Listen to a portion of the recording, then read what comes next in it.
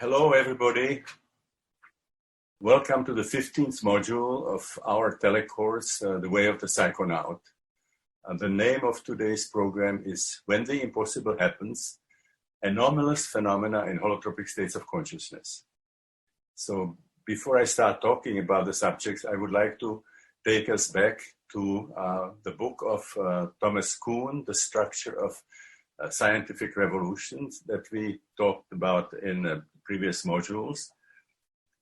Thomas Kuhn has shown that the history of science is not linear, that it breaks down into periods, each of them governed by what he called a paradigm. And he talked about the fact that for the period when the academic community is guided by the paradigm, that they do what he called normal science, which is basically like problem solving within the context of set rules.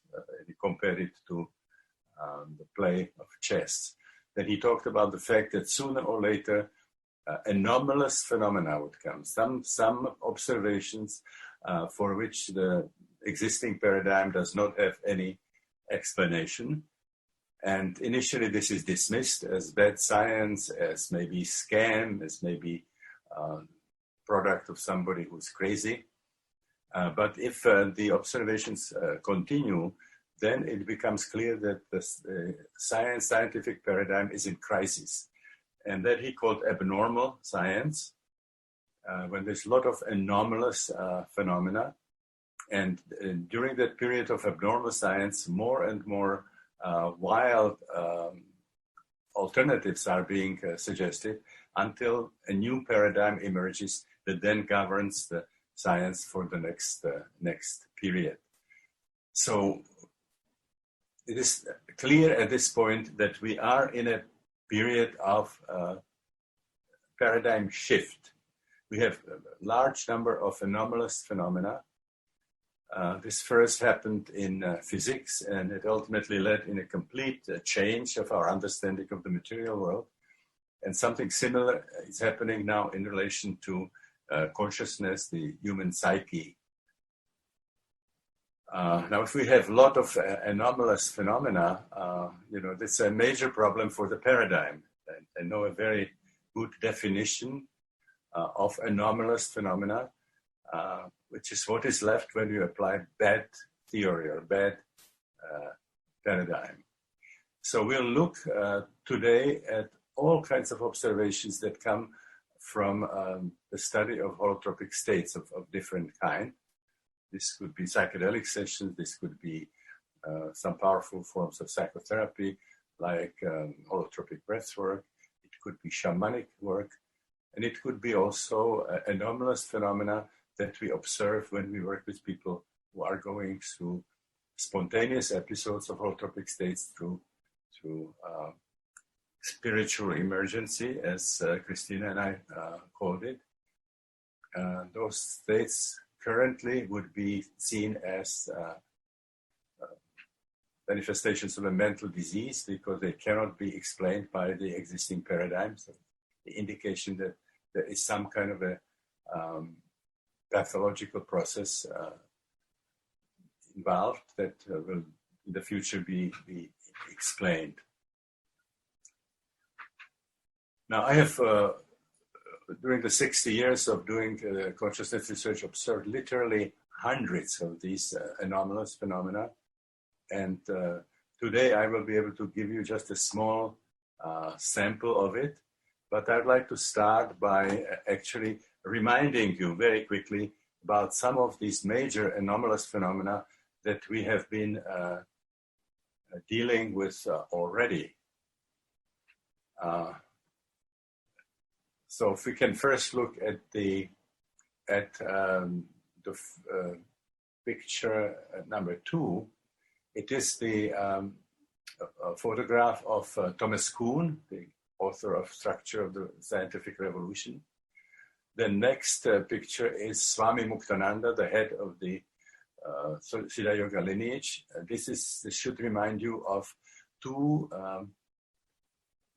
papers, two articles from my book, When the Impossible Happened, that you actually had for deepening of learning. And that was really full of synchronicities that happened around Swami Muktananda. Then there's the next picture of the owl that reminds you of the story when one of our trainees in a place called Pocket Trench, a center in nature, had the experience of kind of a shamanic sequence in which she had the feeling that a white owl became her power, or a horned owl became a power animal, and then coming back from a walk after the session, she came with remnants of an owl, and then leaving the module, leaving the training, actually found a wounded horned owl, and the owl allowed her to take her home and nurse her to health. Then we have the next picture is Carl Gustav Jung, to remind us of that famous story, synchronicity with the golden scarab. Then we have the picture of Joseph Campbell to remind us of the story of the praying mantis that he found when he looked out of the window from the 14th floor in a high-rise building in Manhattan at the time when he worked on the Kalahari Bushman mythology, where praying mantis is the major heroic figure. Then we also talked about the experience of the Salish spirit canoe that Michael Harner and Sandy Harner did with our group, where Christina was going through the healing of this Salish canoe. And so we are looking now at a picture of Michael Harner and Sandy Harner. First, actually, me and Michael Harner, and then the next one is the Harners celebrating Christmas with us. So that's the story when Christina was going through this powerful Kundalini awakening, and the most frequent image there was related to the swan, and the swan was a symbol of Brahma, very important image in Siddha Yoga. And as she went through that healing, Michael Harner did this visual journey with the group and came back and whispered to her ear, your power animal is the white swan. And he let her dance the dance of the white swan, and without knowing that this was something that was happening practically daily in her inner experiences. And then I described how the next morning we went to our mailbox. There was a letter where a friend of Christina's, who was also a Muktananda soul, and sent her a photograph. And there was Muktananda sitting on a swing in the garden. I was pointing with one hand to a flower pot in the shape of a swan, and then his other hand was kind of doing the sign like, you're right on target, right? Right on. So those were all these things that we have already seen. We also talked about our Chinese expedition, where we ended up in a situation where there was accumulation of synchronicities. And I mentioned the most important one, the fact that quite independently, Jack Cornfield, and we'll see him on the next picture, he was scheduled independently on the same evening with me in Beijing. Those were two different organizers putting us to Beijing, to the Fudan University. So we ended up having a joint presentation. And then the second one, when the people who were joining us on a train going from Jinan to Beijing bought tickets, and one in the south of China, the other one in the north of China. And then they ended up not only in the same wagon, they ended up in the same compartment as our group. And they had adjacent seats. And then was the absolutely mind-blowing synchronicity when one of our participants told me that she had a dream in which her great-grandmother told her that they had a very precious stone and that she could deliver it to me. And this happened to be a nautilus, which was a symbol that we have been using for decades as a main symbol of the International Transpersonal Association. So we were bringing transpersonal psychology to China, and through the dream, I get this fossil, which is the symbol of the International Transpersonal Association, older than the Himalayas, because it's a marine fossil brought by the tectonic plates to the top of Mount Everest. And I'll just remind you of the last one which we did, which was the story about Dunanore, the golden fortress, when a man relived a number of scenes from the British-Spanish War, in which he was a priest with the Spanish army. They've taken over a fortress. They were besieged by the British, and they made a contract that if they open the gates, they will be allowed to go. And of course, they were not. They were all slaughtered. So he was painting it. We were showing his pictures. This was the image of the Dunanore fortress with the blood flowing down. The next one is the scene when he experienced himself as gored by a sword. And then the next one lying on the beach, and he experienced himself as a priest, and at one point saw a seal ring. The seal ring had initials, and when this man was doing kind of a detective story, he actually discovered in some archives the description of this battle and gave the name of the priest, and it matched the initials. So these are all major anomalous phenomena, major challenges to the materialistic paradigm. Now, these are things that should not be happening. Now, I will mention the next thing, that in 2001, on the 1st of February, our house in Mill Valley burned down to the ground, together with my reference library, about over 3,000 books. So I was in a situation where I couldn't write the kind of books that I used to write, where I need make references, I need to take whole passages, quote various people. And so I was thinking there for a while, what am I going to do? And I decided to write a biography. But my life has been pretty busy, pretty rich.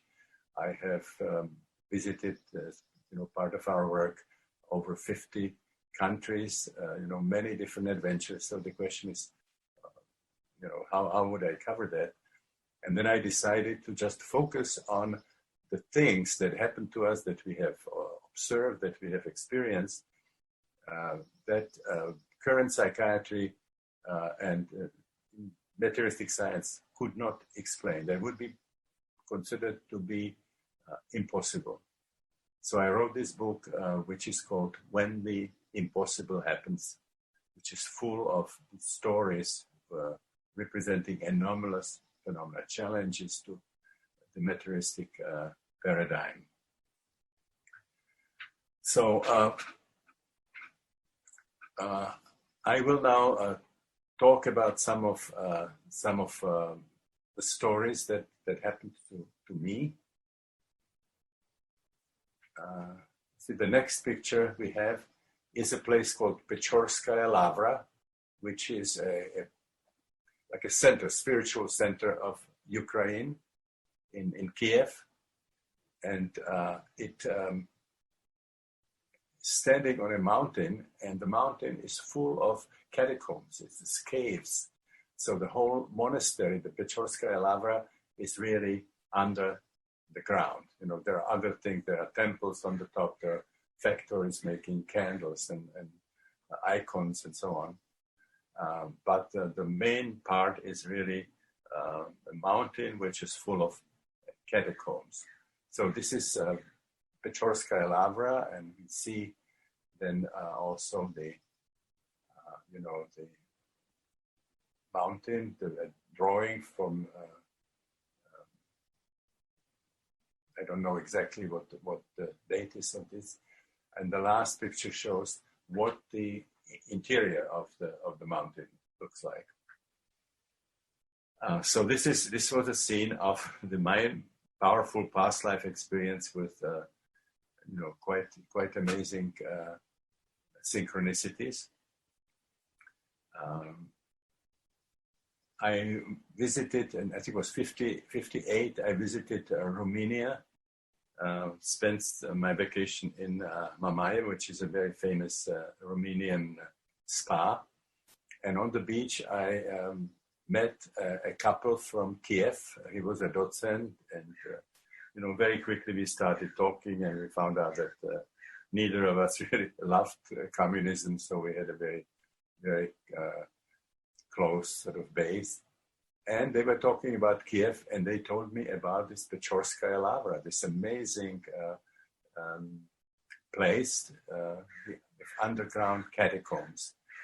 And they talked about the fact that this surface structure, famous, the temple was destroyed during the Second World War. It was not clear whether the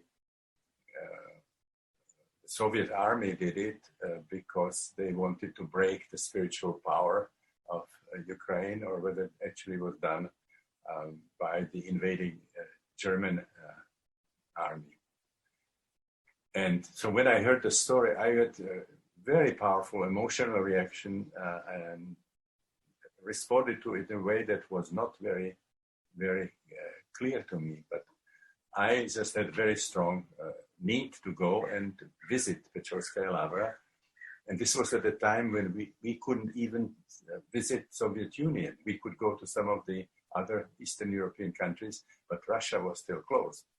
So I then went with the first tourist group that was allowed to go to the Soviet Union, because I really wanted to get to know Russia, but also wanted to visit Pechorskaya Lavra, because there was a tour that went to Kiev, Leningrad, and Moscow. Now, when we came to Kiev, I found out that Pechorskaya Lavra was not included in our sightseeing. They were embarrassed because they were not able to still suppress somehow the spiritual power of the place, and didn't want it for the foreigners to see. And it was very, very strict rule for us not to move away from the group. We had an in-tourist guide, and the idea was we always stay with the group. But my need to see Pechorskaya Lavra was so strong that I left the group secretly. I spoke fluent Russian at the time, so I ordered myself a taxi, and I drove to Pechorskaya Lavra. It was possible to visit at the time, although it was not included in the tourist program. And as I walked into this system of catacombs, I was getting sort of increasingly strange. I had the feeling, what's called déjà vu, déjà vécu. This was not the place I was seeing for the first time. It was all very intimately known. I could find my way. I knew what was coming, behind the curve, and when there's the corridors are gonna open into these caves.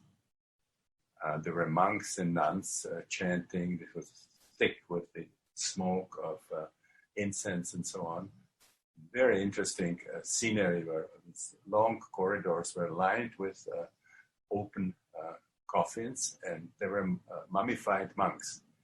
This temple, this Pechorskaya Lavra, had a certain kind of a climate, dry climate, that all the corpses buried there, I think from the 11th century or so, were mummified by dry mummification. And then I came to one of those coffins. All the monks had sort of their hands joined in prayer, and this one had sort of very strangely distorted fingers, and it sort of brought tears into my eyes, and I was really emotionally undone. And this was not something that happens to me, frequently, if ever. So I had no idea, what this was about. I returned to the group. Nobody noticed anything. There were no problems. And I sort of returned to Czechoslovakia with these memories. And then the next chapter of this was when I was already in the United States, working for the Maryland Psychiatric Research Center. And we invited for 4 weeks a couple, Joan Grant and Dennis Kelsey. Joan Grant was a really amazing French mystic. Dennis Kelsey was a hypnotist. And they were working with people. At that time, they were using it therapeutically. Basically, you would tell them a problem that you want to work on, and Dennis would hypnotize you and then tell you, go back as far as you have to go to find out where this started. And Joan would be present. She had amazing capacity to tune into, and she was working with people as they were having these experiences of the past. They wrote about it a book which called Many, Many Lifetimes. And I think I have already mentioned in one of the earlier modules their most famous case, which was a woman who was afraid of birds, had a phobia of birds. And in this kind of regression, she went to some past ancient battle where she was a male warrior and was very severely wounded and dying on the battlefield and surrounded by vultures. And then, in the trance, she started beating these imaginary vultures and then reached a peaceful place and returned without the phobia of birds. So each of us in the Maryland Psychiatric Research Center had a chance to have a session with them. We wanted to know what they were doing. And at that time, I brought a problem which I had. I really loved life. I loved sort of food. I like to travel. But once in a while, I had this impulse, like I should really move away from the world. I should go to an ashram and just sort of, dedicate myself to a spiritual journey. And this was a kind of a conflict within me. So I presented it. And so Dennis induced a hypnotic trance on me and then said, go as far as you have to go to find out where this started. And then I ended up in a situation where I saw a kind of a aristocratic bench, like a minor sort of aristocracy. I knew that it was Russia. There was a balcony when there was an old woman in some chair and this sort of distorted hands. Then I realized I was a boy. I was the son of the people who owned this mansion. And I loved to go to the village. I was bored by the life, that I was seeing in the place where I was living, and I was fascinated by the vitality of the mujiks and the colors and the spirit that was there, and then particularly fascinated by a blacksmith in his workshop where he was having the hammer and anvil and was sort of beating, was heating the iron and was beating it. And I was fascinated. I was watching it, and then suddenly I experienced amazing pain in my eye. And then I had the experience of this glowing metal flying into my face and this burning half of my face. And then the scene of coming home and my mother being upset and so on. And then I experienced scenes from my puberty when I was getting interested in having relationships, and I didn't have a chance because of this distortion. so finally ended up choosing like a career of a monk, and I ended up in Pechorskaya Lavra. So I was then experiencing scenes from Pechorskaya Lavra. I experienced myself as dying and being put into the coffin. And then my hands could not be put together because I developed some kind of disease. I don't know if it was a hysterical reaction or, modeling my grandmother from that lifetime, or if it was some kind of a arthritic condition, but they simply could not put the hands together, which was like a sort of a closure of pious life. And I just started having enormous rage. I didn't want to be a monk in the first place. This was kind of enforced on me. And even this, screwed up life could not be sort of properly closed. So I started crying. And at that point, Joan came and put my hands together, put her hands over it, and started sort of stroking me, holding my hands together. And then I gradually went into this very peaceful state, and the sense that some enormous burden fell on me. And when I came back, since that time, I never had any problems putting together spirituality and good life. I became very interested in both shamanism and also the tantric tradition, which doesn't require vegetarianism, doesn't require sexual continence. I called myself a transcendental hedonist. So this was a very, very powerful experience. 20 and 21 is showing Joan Grant. 20 is showing her as a young woman, and then 21, I would say probably several years after I worked with her.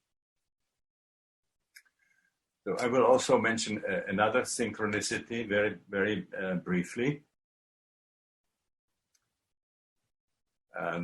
This was a situation where we were doing a training module in a place called Hollyhock Farm on Vancouver Bay. And at that point, I was very interested in studying the UFO phenomena, UFO abductions and so on, reading Jung's book on flying saucers. So I was flying to this workshop, and I was reading Whitney Strieber's book. It's a paperback called Abductions.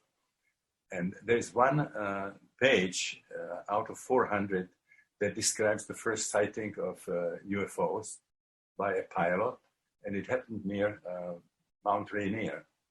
And just as I was reading it in the airplane, I heard the captain saying, "Look to your right, there's Mount Rainier." So this was the beginning, and then I arrived in Hollyhock Farm on the Cortes Island, and there was tremendous excitement in the group about UFO phenomena. There was a woman, Blanche Chavusti, who was a friend of Bud Hopkins, who's a major UFO researcher in New York, and she took John Magter, who was a psychoanalyst from Harvard and was doing our training, and he started doing work with UFO abductees. Actually, almost lost the tenure, but finally won the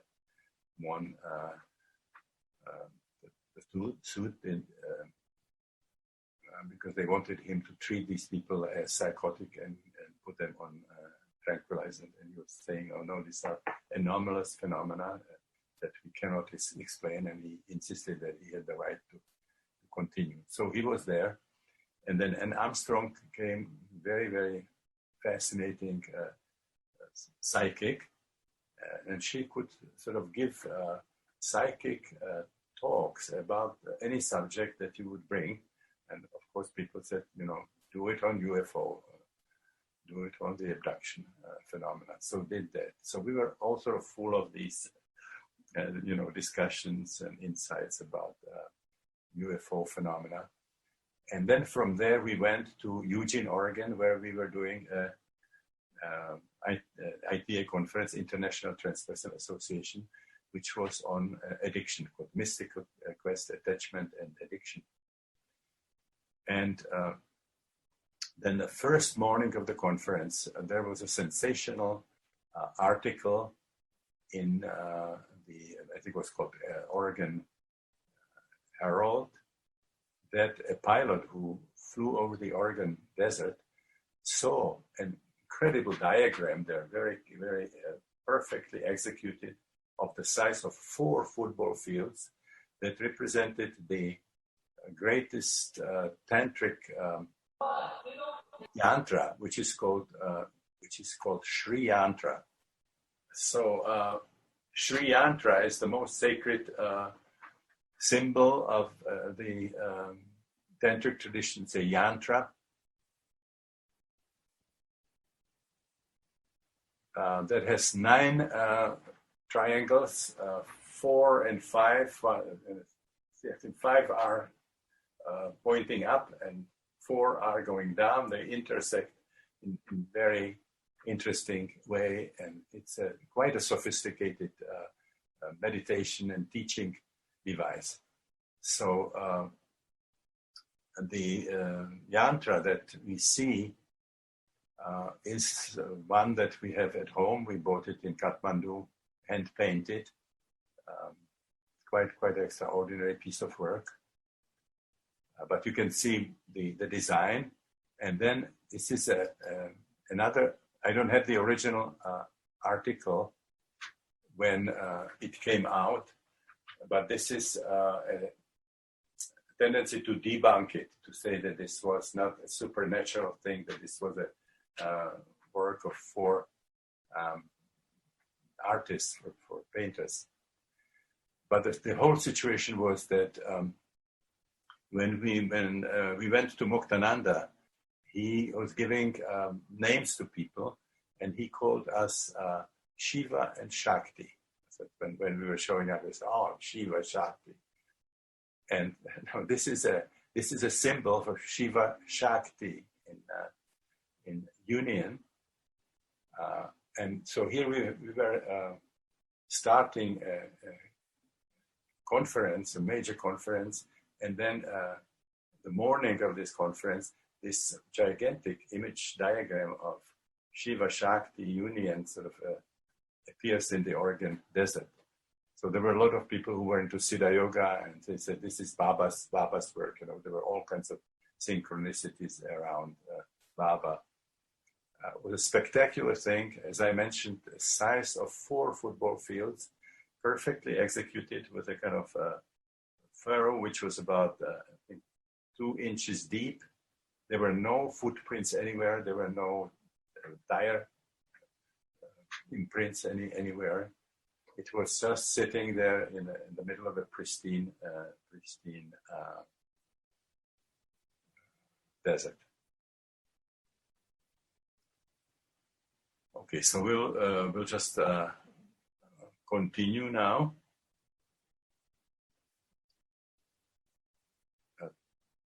I will talk about some other experience. Maybe I'll mention one other experience which was very powerful for me. That was a past life experience in Egypt, also full of synchronicities when I was reliving it. This happened just shortly after I came to the United States. I started working at the Maryland Psychiatric Research Center. And, here I was leaving everything in Europe. I came with 40 pounds of luggage, and 15 were my personal belonging, and 25 of my records from the research in Prague. And there was a wonderful staff. I had sort of new friends, much closer than I have ever had, because we were sharing, some very important interests. We were doing psychedelic research, something that we believed in. But my social life was not great. I was very ready for marriage, for having a relationship, and everybody I was meeting was either already married or some sort of interest and personality that did not resonate with mine. So I was searching, and my friends knew it, so they were trying to set me up, sort of inviting all kinds of possible candidates for that relationship for dinner. And then one day, a very beautiful young woman came. She was about probably 20 years younger than I was. Extremely charming, extremely smart. Somebody who became the center of any kind of company, any kind of party that she came into. And we started having a relationship. She had a very, very complicated childhood, complicated life, very, very challenging relationship with her brother. And this our relationship was like a kind of Swedish shower, or like a sauna. There's a tremendous passion, and then suddenly sort of cooling, and she was just coming towards me and withdrawing. I just had no idea what this was about. I was living at the time in a small studio, and the studio, something that I got after a colleague, a therapist. It was already coming with furniture, was coming with the TV set, and he was the previous lover of this woman, whom I call Monica in this story. So part of it was, somehow understandable that it was confusing for her to come into the same situation with another man. There were also some other interesting things that were happening. She had a small boa constrictor as a pet. So when I came to visit her, the boa constrictor was twisted around her neck and sort of hanging over her head. So because this situation was so confusing, I had also a challenging relationship with her brother, who was treating me more as a rival than as just a gentleman friend of his sister. So there were a lot of problems around this relationship. And so I finally decided to have a psychedelic session, LSD session, see if I can get any kind of insights. And so as somehow in the middle of the session, suddenly I had an experience that was like a meteorite in front of me. Something might have come from another space, from another planet. And there was a powerful ray, like a laser beam coming, and started sort of carving some kind of letters in an unknown alphabet. But I understand that it was teaching me the law of karma, that I am responsible for things that I did in my previous lifetimes, whether I remember them or not. And I was struggling, I was refusing to accept responsibility for something that I didn't even remember. But there was such an overwhelming power of the situation that finally I had to surrender. I had to accept that I will abide by the law of karma. And as this happened, that suddenly I had the feeling of holding Monica in my arms, the way it was in the preceding weekend, and we were kind of descending through something that I call the abyss of ages. And then there were in the side of this, it's like a gigantic well. There were scenes opening up into different centuries, and I was seeing the three of us, Monica, her brother, and myself, in all kinds of problematic, challenging situations. A kind of a peculiar triangular situation. And this seemed like forever. We were kind of descending as if through centuries. And then suddenly the descent stopped, and Monica disappeared. And I found myself in a hall, in an Egyptian hall, where there were hieroglyphs around. And I was walking through this hall, and I could understand what this was about, as if I were walking by a wall of posters somewhere in Baltimore. I really understood what was written there, which, at the time I was not even interested in hieroglyphs.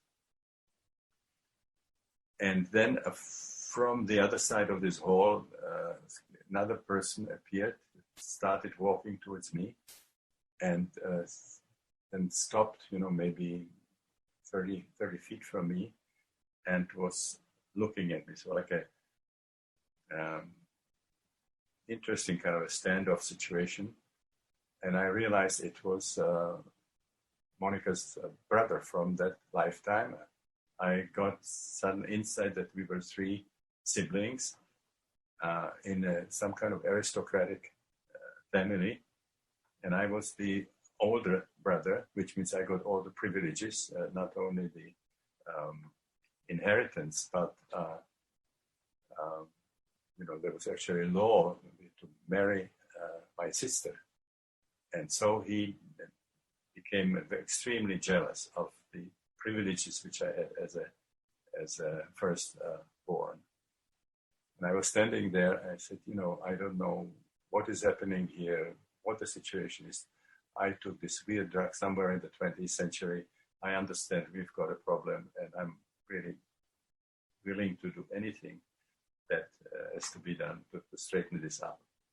And he somehow took this opportunity, and again, this was like a powerful laser coming out of his eyes and just burning me, creating great pains in my body. And this went on for a while, and then the beam started sort of weakening more and more. And then I was there alone, and suddenly I was holding Monica again, and we were sort of rising up, going through ages. And then I saw again similar scenes in different centuries, and they were kind of being like erased, like the the karma that remained there was kind of blown away. And I had that feeling like something like a karmic hurricane blowing and just cleansing the whole situation. And I ended up in the place where I took the substance with this feeling of unbelievable bliss, like, totally irrational feeling, like if I don't do anything else in this lifetime but solving this one karmic pattern, this is more than enough for one lifetime. Very, very powerful from another perspective, completely irrational sense of achievement in comparison with which anything I achieve in this lifetime is trivial. Now, when I started thinking about it, I said, and this was so powerful that Monica must have felt something. So I decided to call her without giving her really the whole story. I said, could you tell me what you were doing on Thursday at 3:30? And I will explain later why I'm asking. And she said, it's very strange that you should be asking that question. This was the worst day in my life. And then continued to tell me the story.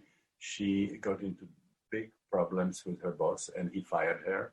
She went into a bar, started drinking, got drunk. And as she was really heavily drunk, the door opened up and a man walked in. I didn't know that at the time when we were dating, she had another relationship. Somebody with whom I couldn't compete, a very rich man, was giving her gifts like a Mercury Cougar car and a horse and so on. So she felt sort of attracted to me, but she, kept this relationship as well. So she was drunk and she was running and wanted to embrace him. And he kind of stepped in, and the door behind him opened fully. A woman came in and says, I want to introduce you. This is my wife. So all this time he was telling her that he was single, and she somehow expected that they would have some future. And suddenly there was this, total collapse of those fantasies. So as she was drunk, she went into the car and got on the Washington Beltway, Baltimore Beltway, and was driving, she said, up to 80, 90 miles an hour in rain.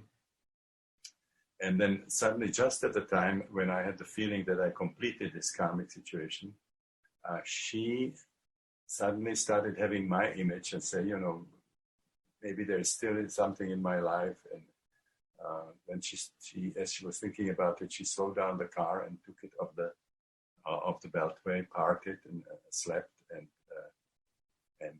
went home.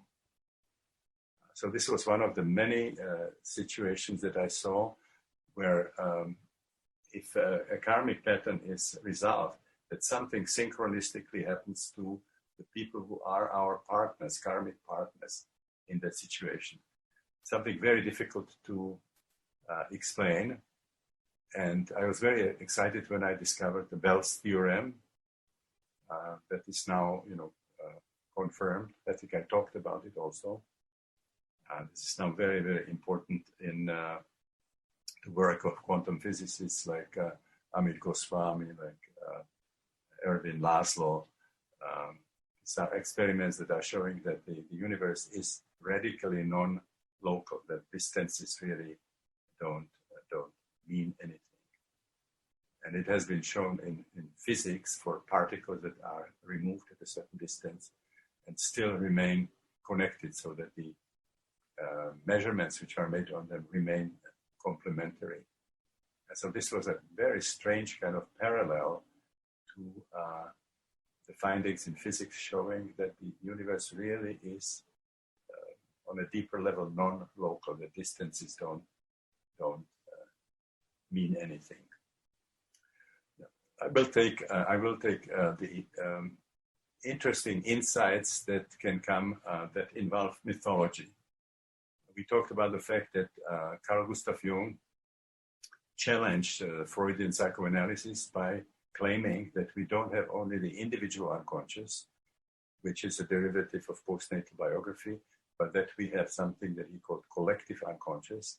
And he distinguished two different domains in the collective unconscious. One was the historical domain, when we can, under certain circumstances, get access to anything that happened in human history. And the other part, the other domain of the collective unconscious, he called archetypal, mythological, where we actually can get access, experiential access to mythologies of any culture that has ever existed. And again, we already given one example of that, which is when I was working with a patient who had a very severe thanatophobia, phobia of death, with an LSD administration. Experiences of going through different stages of birth, and then at a certain point had a vision where he saw the entry into the underworld, and it was guarded by a big goddess, and suddenly interrupted his session and asked me for something to draw, some drawing materials, and spent quite a while trying to draw a particular kind of a labyrinthine geometrical pattern, and was very, very desperate because he couldn't get it right, until finally he was almost satisfied with it. And this was a very mysterious situation. We tried free associations, never really figured out what this might have been. And I mentioned that when I met Joseph Campbell, he used to come to Esalen, and I was always giving him examples of experiences where people had some mythological motifs. And I mentioned this, and he thought it was fantastic because it was from the mythology of the Malaculan culture in New Guinea, where they had the pig goddess who guarded the entry into the underworld, and they were practicing their whole life drawing of a specific labyrinth that they believed they had to show. In other words, during the process of dying, to complete the posthumous journey, they had to show to this big goddess that they are qualified to pass.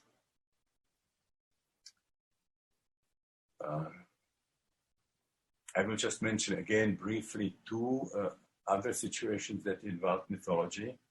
One was a client of mine named Martha, who was sent to our research institute after very unsuccessful traditional treatment with tranquilizers and occupational therapy and whatever was available.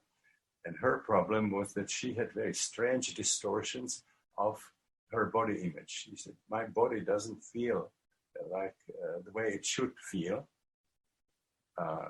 Was diagnosed borderline psychotic with bizarre distortions of her body image.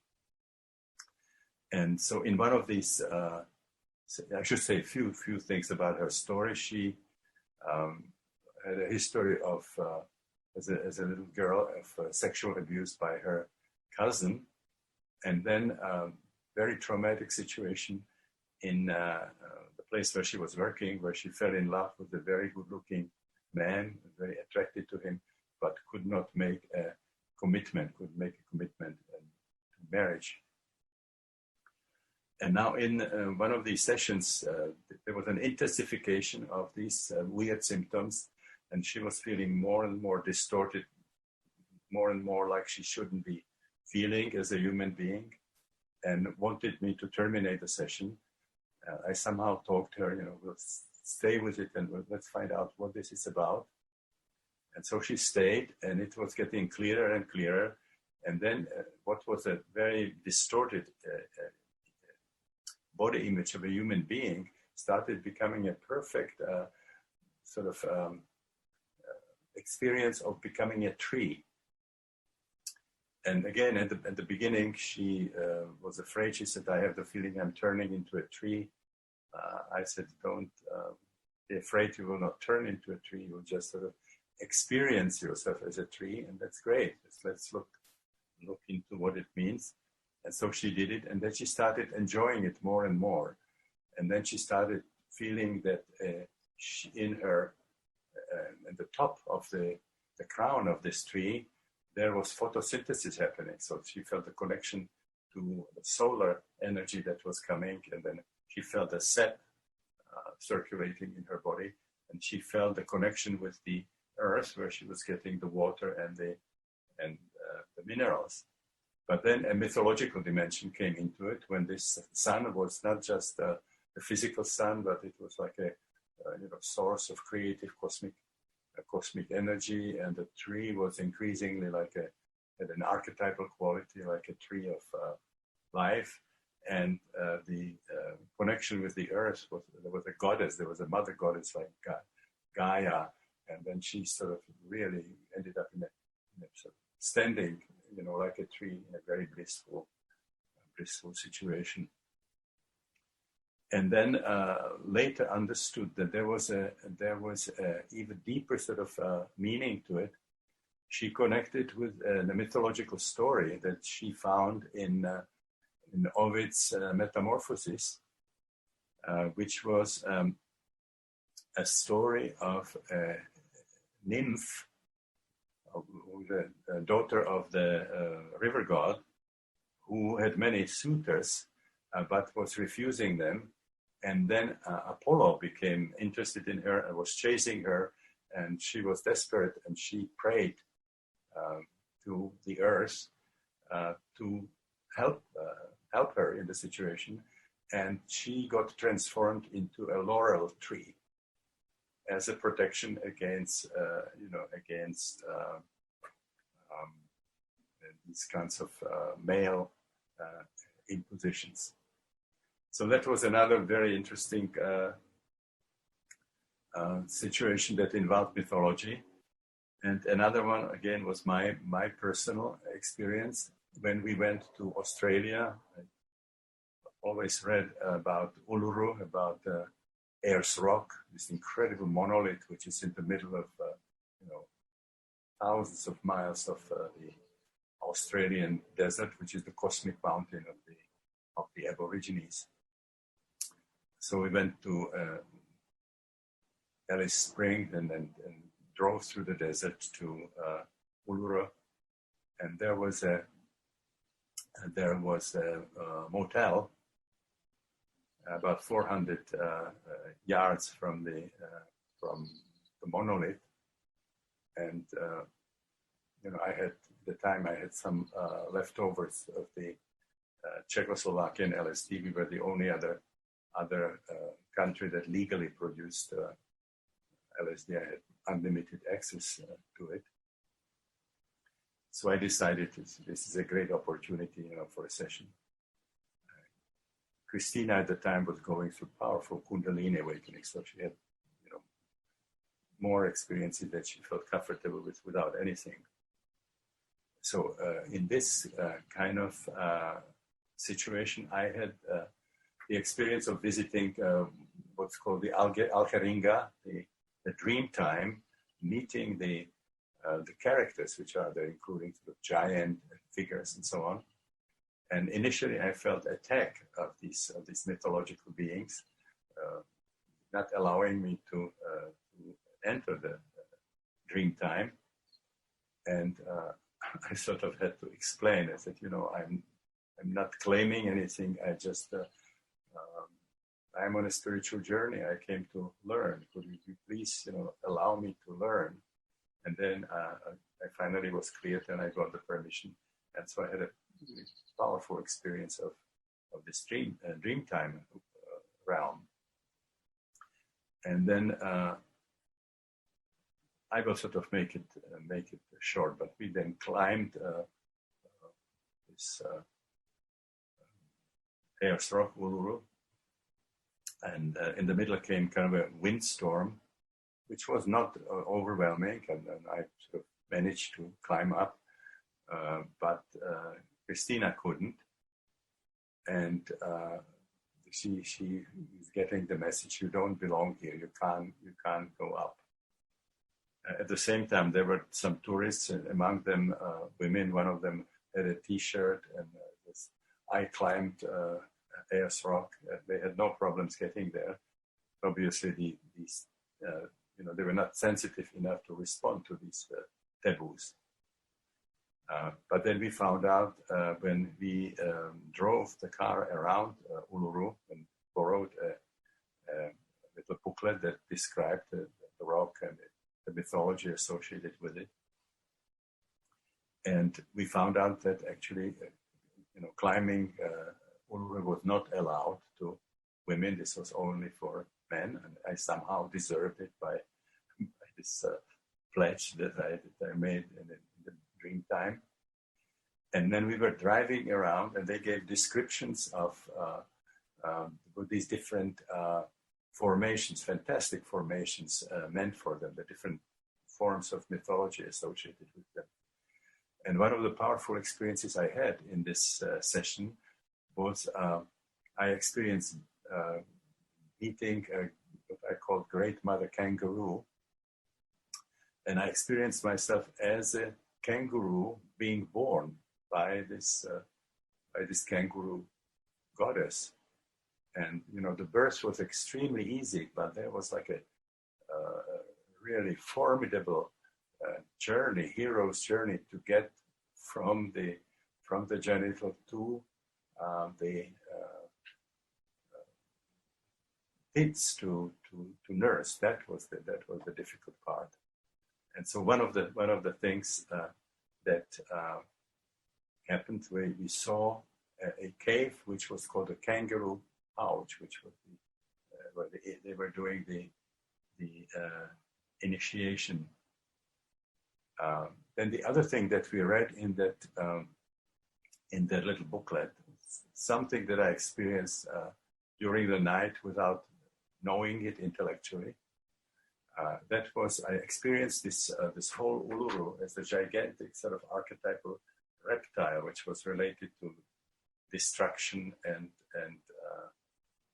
creation. This was exactly the way the Aborigines see it. There were also the description of the different inhabitants of Algeringa, which I didn't know intellectually, including the giants, which I met in my psychedelic sessions.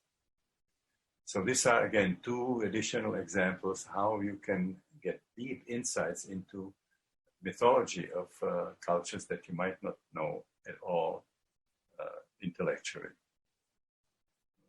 I was talking about Australia, and this brings the memory of another fascinating situation that we observed. We're doing holotropic breathwork training in Australia in a place called Toowoomba.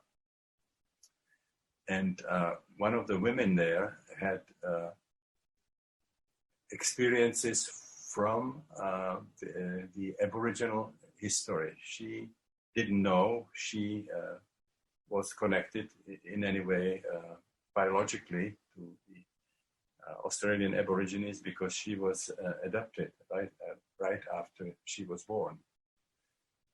But she always felt attracted to the Aboriginal population, to their culture and so on. I didn't quite understand why. And in her process, she had two experiences that had to do with her history, connected to the Aborigines. Her mother was an Aborigine, and she experienced an Aboriginal woman being raped by two officers. And then later, she had an experience of another Aboriginal woman who was running away. So we call the lost generations, running away from the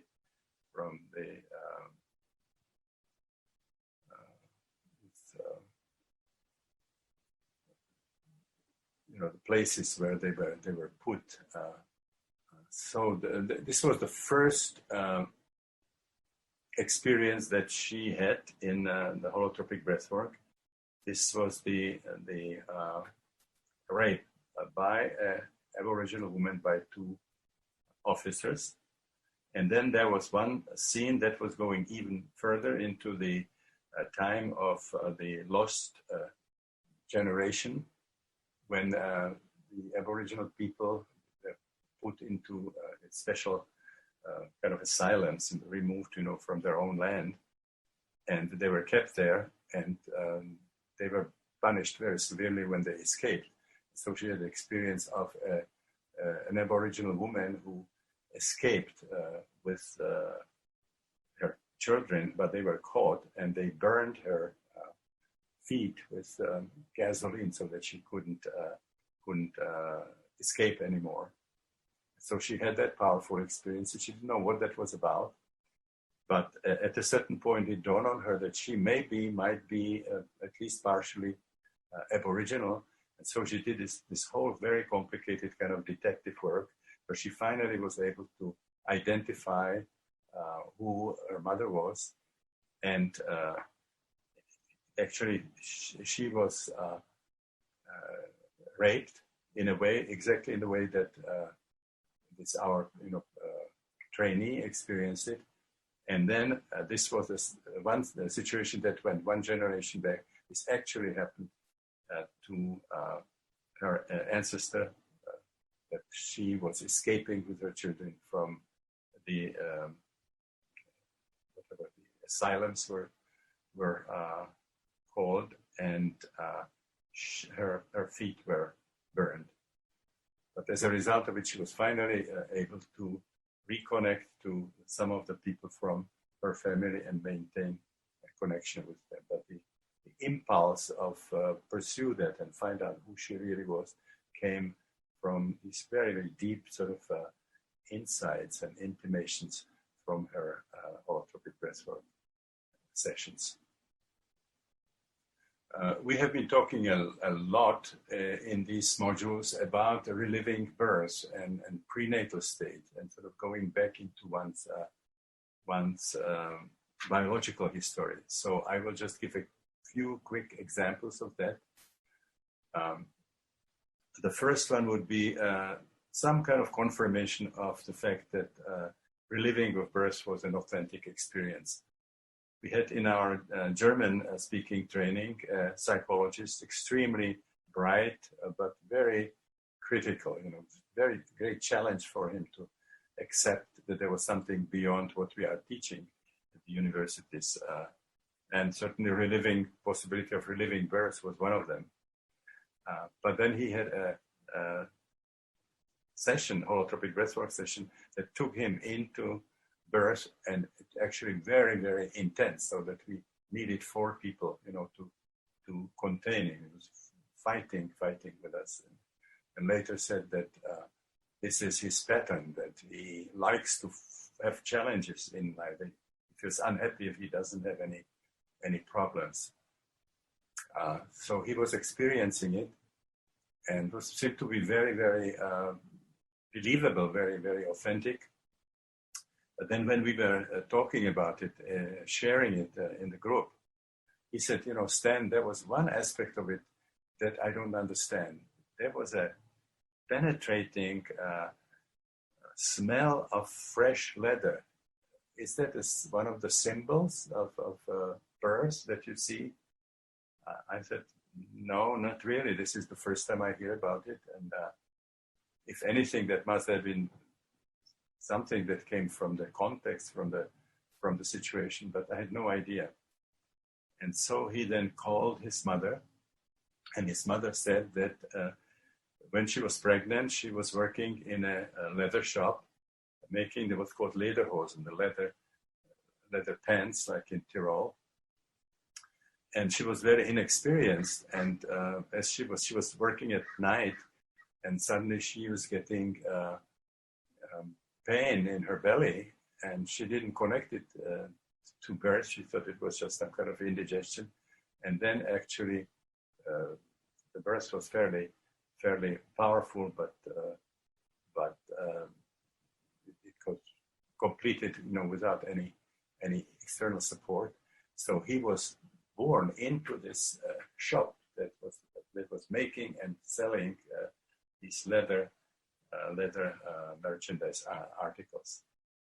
And then he opened up to the possibility that we carry the powerful record of birth, but then still had difficulties from this very academic perspective with the whole transpersonal realm. That was too much, and it was quite suspicious and critical when other people in the group were reporting some intense transpersonal experiences. And then he had an experience of his grandmother appearing in his holotropic breathwork session. He loved her very much. She was a very important figure in his life. And they had a very kind of a moving exchange, with a lot of crying and so on. But then again, being skeptical, he says, this is wonderful, but how do I know this is really happening? And he got a kind of telepathic message, go visit Aunt Anne and look for cut roses. So this was very strange, but then this time he was on a kind of a detective path, so he decided to do it. He decided to go visit his aunt and found her in the garden, and this was one day of the whole year where she decided to prune her rose garden, and so it was just cut roses all over the place. So this was very, very powerful experience of kind of an ancestral type.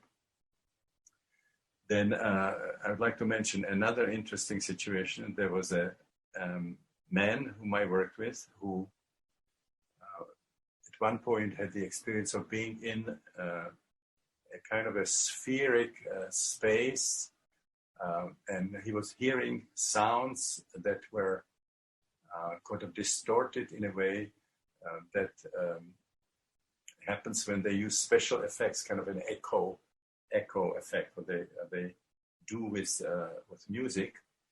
Then he heard some other types. One was like a big beat, and then there were rumbling kind of sounds, and he couldn't figure out what that was until they were like sounds that were like trumpets. And then suddenly he got the idea that he must be a fetus in a very advanced stage of pregnancy, and that what he was hearing was the heartbeats and the movements in the belly. You know, it's called borborygmi in medicine, the content of the intestines moving, and that what was happening around must have been an annual fair that was happening in their village every year, just before his birthday. And so then he went and he checked, and the story was that, you know, this life in this village was pretty boring, and this annual mart was like a major event. And so his mother decided to attend it, although she was very pregnant, and all the activities actually triggered his delivery. So he was experiencing the sounds from this annual mart coming to him through the abdominal wall, and created kind of an echoing effect. And inside of that space, he also heard actually two interfering fast beats, like the heartbeat of the mother and the child, and then the borborygmi, the roaring kind of sounds of the intestinal content. So let me just go to this kind of an extreme situation. We have seen people reliving conception. This is really an intellectual challenge for somebody who has materialistic education. This is a situation where you can experience yourself as the sperm and or the ovum. You can experience the scene of fertilization, of conception on a level of cellular consciousness. Now, then, on and off itself, this would not mean very much, but I have seen, for example, one person who experienced it. Took him quite a while before he realized that he might have been a sperm. He was like involved in some kind of a hectic pursuit of something that finally he felt was some chemical signal that he was pursuing. He had the feeling that there were sort of other units involved in this race, that he was kind of competing with something. He had the feeling that there was some kind of a cosmic astrological influences that were involved. And he was getting a kind of a jolting rhythmic pulses in his back.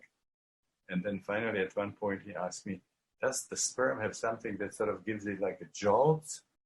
And he didn't know anything about the pacemaker, that this is really how the flagella of the sperm is propelled. So that was the first step. But then I went to the meeting of the American Prenatal Perinatal Association, which was a new branch of psychology that was developing as a result of these observations of the possibility of relief birth, relief something from prenatal life.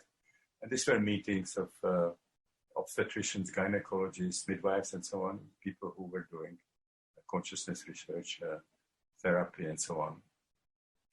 And there was a talk, it was in San Diego, there was a talk by an Australian therapist who was actually doing primal therapy. His name was Graham Farrand, who in his primal therapy relived conception. And the very interesting thing was that he had the feeling that the idea that we have about how it happens is wrong. We think about the spermatozoid as being the aggressive force that goes and just simply penetrates into the ovum. And what he found out was the ovum being more like an amoeba, kind of sending out little protuberances, and then the sperm around, and as if the ovum was somehow cooperating, had some choice to make there, which was quite amazing. But then 4 months later, these first electronic microscope images of fertilization came, and this is exactly what you could see. These kinds of movements, amoeboid movements of the egg. So what he did in San Diego was when he was talking, he had a split screen where on one half you can see him and talking about what he is experiencing, and then the other half was the actual record by electronic microscope of fertilization, so you could compare. And it was quite amazing, that 4 months before science discovered what fertilization looks like, and to use electronic microscope, a very highly advanced device. Here he was able to get the information from his regression in a primal session. I will just show quickly another, just very brief thing. When Christina was going through this powerful Kundalini awakening, we were still doing regularly workshops at SLM, weekend workshops, 5-day workshops, and also month-long workshops. And in one of these month-long workshops, we went to the deck, the SLM deck, and there was one of the participants who wanted to take a picture of us. And he took it with this instant camera, so that you can pull out what you photograph, you can pull it out.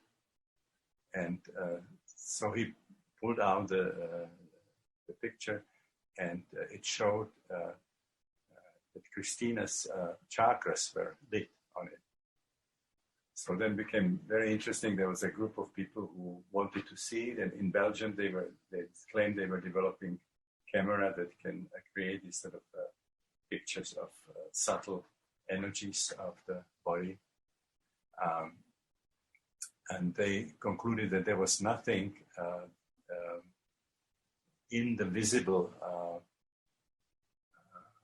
range, visible band of electromagnetic radiation that could produce those kinds of effects on the film. They were experts at understanding, how things happen when the films are illuminated.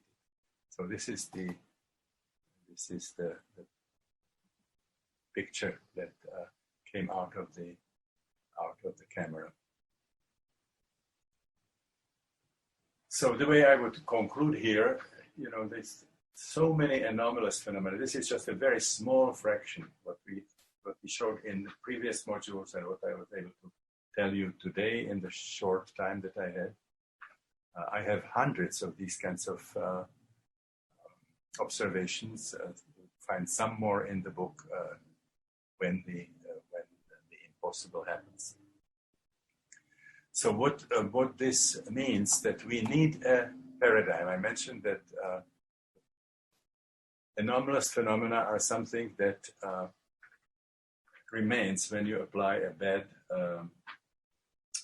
theory, a bad paradigm.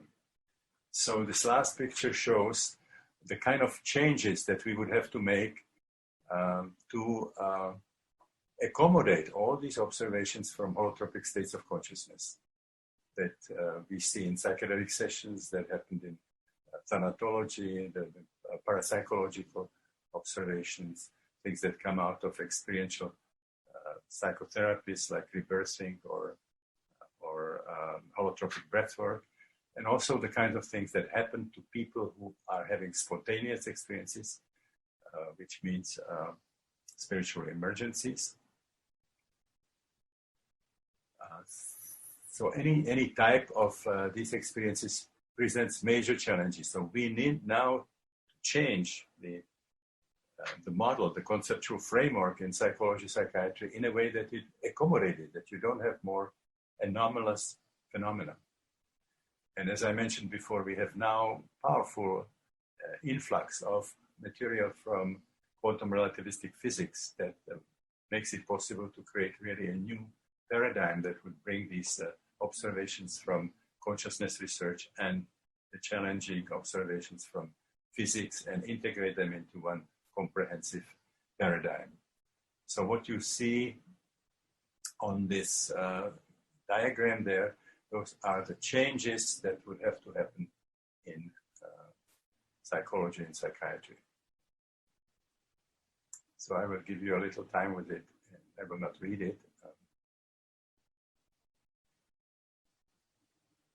I have used my time, so I will end here. And again, you will get some more material in the deepening learning. Then you can find certainly much more in the book When the Impossible Happens. And then I really recommend the books by Amit Goswami, by Ervin Laszlo. And I will give you the titles again for deepening learning. So we are at the time of really major paradigm. So thank you very much for your patience, and we'll connect next week for our last module of this teleseminar, this telecourse.